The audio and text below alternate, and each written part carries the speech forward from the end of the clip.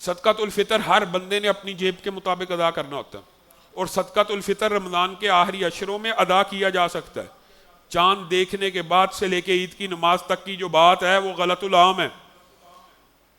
سیدنا ابو ہریرہ جس حدیث کے اندر آیت الکرسی کا وہ سارے کا سارا واقعہ وہ گلے کی نگرانی کے اوپر تھے، اور کتنے دن آتا رہا شیطان؟ 3 دن۔ وہ عید سے قبل 3 دن غلے کی نگرانی کے اوپر تھے، وہ صدقۃ الفطر کا غلہ تھا۔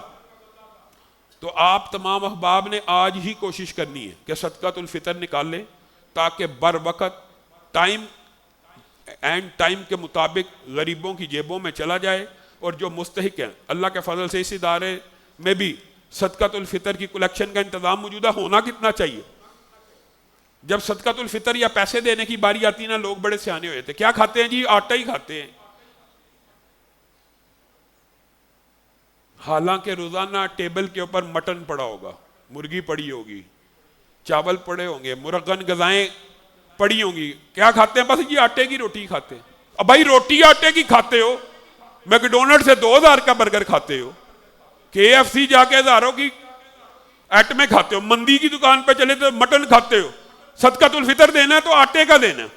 ہر بندے نے اپنی خوراک کے مطابق صدقۃ الفطر دینا ہوتا ہے۔ یاد رکھیے گا یہ کلیہ ہے، جو غریب بندہ واقعی روکھی سوکھی کھاتا ہے اور آٹا ہی کھاتا ہے، اس کے اوپر پیاز رکھ لیتا ہے، وہ آٹے کا دے گا۔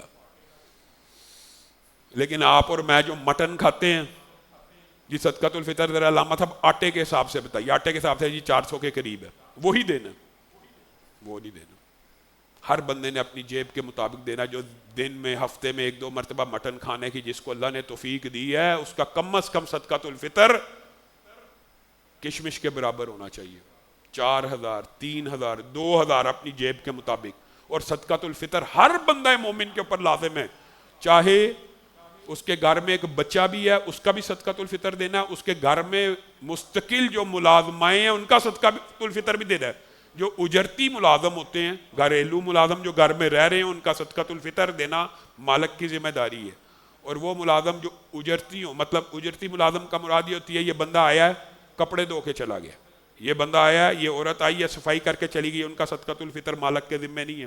لیکن وہ صفائی والیاں، وہ کام والیاں جو گھر میں رہتی ہیں، ان کا صدقۃ الفطر مالک کے ذمہ ہے۔ وہ ڈرائیور جو گھر رہتا ہے اس کا صدقۃ الفطر مالک کے ذمہ ہے۔ لیکن کوئی الیکٹریشین آیا ہے، کوئی کام کرنے والا ترخان آیا، وہ اگرچہ گھر میں لگا ہے لیکن وہ اس اجرت کے پیسے لے کر چلا جاتا ہے اور مکین نہیں ہے، اس کا صدقۃ الفطر آپ کے ذمہ نہیں ہے۔ آپ تمام احباب صدقۃ الفطر بھی اس ادارے میں جمع کروائیں، اور ہر شخص کی طرف سے صدقۃ الفطر ہے، حتیٰ کہ ملازموں کی طرف سے۔ اور فرض کس کے اوپر ہے؟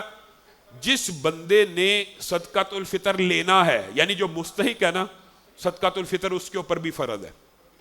یعنی اس نے لینا تو 10-20 بندوں سے اور ادا اپنا اکیلے کا کرنا ہے۔ تو صدقۃ الفطر ان روزوں کی کمیوں کوتاہیوں کے لیے اللہ رب العزت کی بارگاہ میں ایک تحفہ اور نذرانہ ہوتا ہے، تاکہ اللہ تعالیٰ اس کمی کوتاہی کو دور کرے۔ اور نماز عید الفطر انشاءاللہ